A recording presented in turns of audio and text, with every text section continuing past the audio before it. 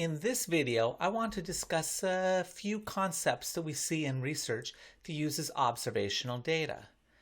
But I'm going to do that using very different type of observational data from what we typically see in social or behavioral research. Now, when we typically think of observational data, we think of it as describing people's actions or activities. But in this case, the observational data describes the physical built environment in which families live. The buildings, the streets, their yards, the parks, all these things that are on their block or in their neighborhood. Now, this is from a project I was involved in years ago based in East Little Havana, a popular section of the city of Miami. Our team was led by Jose Sapojnik, an incredibly prolific researcher at the University of Miami. At the time, he was in the Department of Psychiatry and Behavioral Sciences, but he later went on to lead the Epidemiology and Public Health Sciences Department. The team also included Joanna Lombard and Frank Martinez, two faculty in the School of Architecture who were interested in urban planning, particularly a framework called New Urbanism. That's based on the idea that mixed-use, walkable communities where you can easily and comfortably and safely walk from homes to stores to shops to services, that those types of settings help to promote positive health and development. Me? I was just a number cruncher. Now, this particular project looked at the built environment, again, the streets and houses, everything about the physical setting in which families live in East Little Havana in Miami. We wanted to see if some of these new urbanist ideas were related to children's behavior.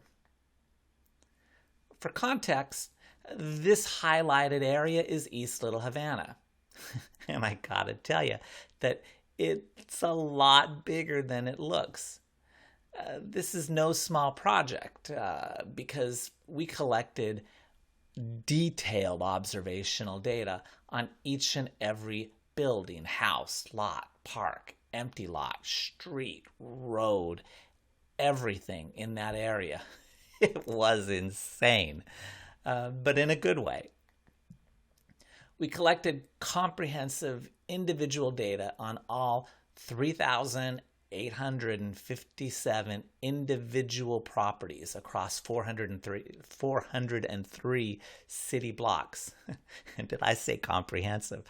Our final data had 72 different indicators or features for each of these properties. They fell largely into 7 broad domains. There's the walkability, the street and sidewalk features. Do they promote people being able to get out and physically walk around? There's the idea of visibility of the street from inside the house. Does the home design promote connectivity between the interior of a house and the exterior with the neighborhood, helping you to be in the home but still feel connected to your larger community? What about the visibility of the street from outside the house? Are there porches or terraces where people can sit and still feel that they're interacting and are part of that larger community going on outside their house? There's this idea of diversity of use, which is how much of a block is residential, commercial, institutional, or mixed use. And that's based on the idea that those sorts of mixed-use environments promote social engagement and interaction because you're going out and doing things. Then there's the architecture and the character of the houses and the buildings themselves. Kind of how are they designed? Are they beautiful? Are they built in a way that, again, promotes social engagement, makes people feel good and comfortable going outside and safe going outside and interacting with each other? Then there were some more practical physical measures that we needed. The frontage, what are the lot dimensions, how much is on the street and that. And the density for multi-unit houses and stuff. Kind of what's the number of residential units if it's an apartment or a duplex or a triplex or something. So now, while this is a little different than the typical observational study in the behavioral or social sciences, there are a few basic fundamental principles that apply to any type of observational research, whether you're observing children playing or old people walking or meerkats running around on the savannah, or the built environment of a small town or big city. First, you have to clearly, accurately, and unambiguously define exactly what you're measuring. And second, you have to be able to reliably measure it. By that I mean that if you and me and him and her and we all get together and measure something, we'll all get the same value, whether it's how happy a specific child is or how skilled a given teacher is. Now, we'll see, establishing reliability, getting all your observers to agree, can be very difficult to do. Okay? So, going back to this project, at the start of that, kind of knowing this, Jose and I, as the behavioral researchers on the team, sat down with Joanna and Frank and explained all of this to them. And they're like, yeah, that might be a hard problem for the behavioral sciences because you're looking at things that require a lot of inference. And high inference things like happiness or support are more difficult to measure. But, continued Frank and Joanna, the built environment requires very little inference. We're measuring physical things about a street or a yard or a house. These are much easier to measure. So Jose and I listened and we're like, well, okay, let's hope so. But getting good agreement, good reliability on even low inference items is still often much more difficult than one would think. So, as the experts on new urbanism, Joanna and Frank drafted definitions for each of the constructs we were measuring. And again, there were a lot of constructs on all sorts of features of the houses and the buildings and the lots. They then trained a group of architecture students on the definitions, and we gave them small handheld computers, pretty fancy at the time, to enter their observational data in. We then picked several different types of properties and had all of the trained observers rate the same lots so that we could determine their reliability. Now, for this study, we examined reliability using what's called a gold standard. Now, a gold standard is some definitive benchmark or measure of a construct that other measures can then be compared to. For example, if our observers agree with the gold standard, then they're seen as reliable. They're golden. On the other hand, if they disagree or poorly agree, then they're not seen as reliable. And in that case, they have to be kept training and keep doing some more training until they adequately agree.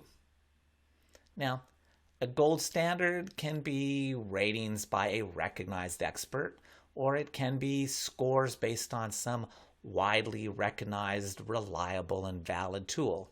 But it has to be something that you're confident is accurately measuring or describing whatever it is you're trying to measure.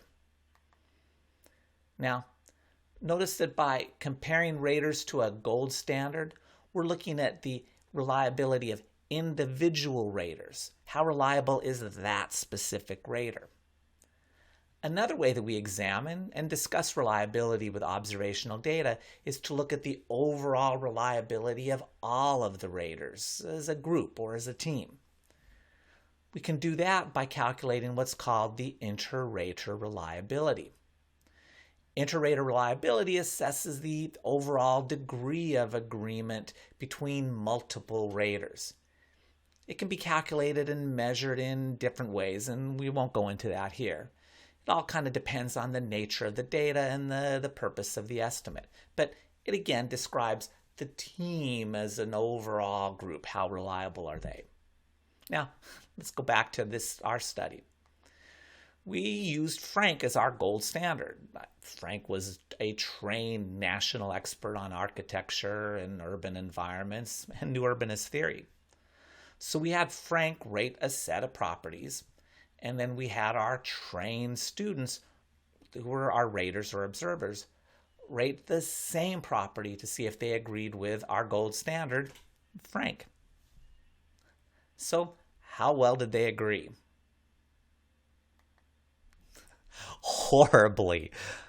Frank and Joanna were shocked. I mean, they were really surprised. It's like, how could they not agree on some physical objective features of a building, like the style of the roof, or even is there a porch in front? How could they not agree on this? So Joanna, Frank, Jose, and I all drove out together to East Little Havana, and Joanna and Frank each evaluated several properties using the definitions that they developed for the training. And they didn't agree either. This was great. We're standing in front of some properties, and Joanna and Frank are like, of course that's a porch. And it's like, no, that's not a porch. That's a stoop. And it's like, how can you say it's a stoop? Look, it's got this and this. No, look, it's a stoop. It's got that and that. And Jose and I are just standing in the back laughing and laughing and laughing. And after a while, Joanna and Frank came back to us and said, okay, now we get it. So Frank and Joanna and some other members of our team got together and developed this incredible coding manual. It was around 100 pages of very detailed descriptions, not just defining the features, but also defining what the different scores for each feature would reflect. I mean, they had pictures of everything. Different styles of buildings, different styles of sidewalks, different styles of windows, and down to the litter, kind of, and ratings for pictures. This is a rating of 1 for litter, a rating of 2 for litter, a rating of 3 for litter, a rating of 4 for litter. It was beautiful. It was a work of art, this coding manual.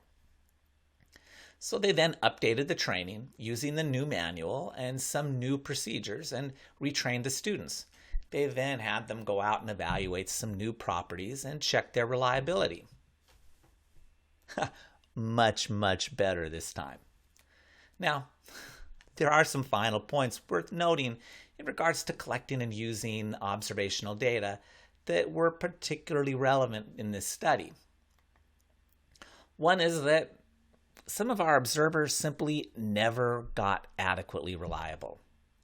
That happens, and it's happened in other studies I've been involved in where we used observational data. For whatever reason, some people just never reach an acceptable level of agreement. In that case, you can't use them as observers. You can think of it this way. If an observer is unreliable to whatever that standard is, then they're seeing the world in a different way.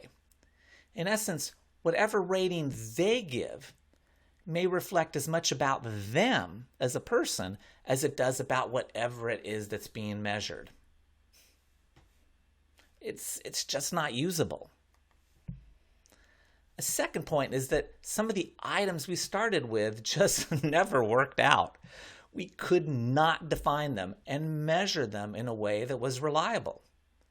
In that case, you can think of the scores on that item as basically a roll of the dice. Even if the construct didn't change, even if different people were rating the same thing, the score is going to be different from rater to rater to rater, just like, again, rolling the dice. So those items aren't usable, and we just had to drop them.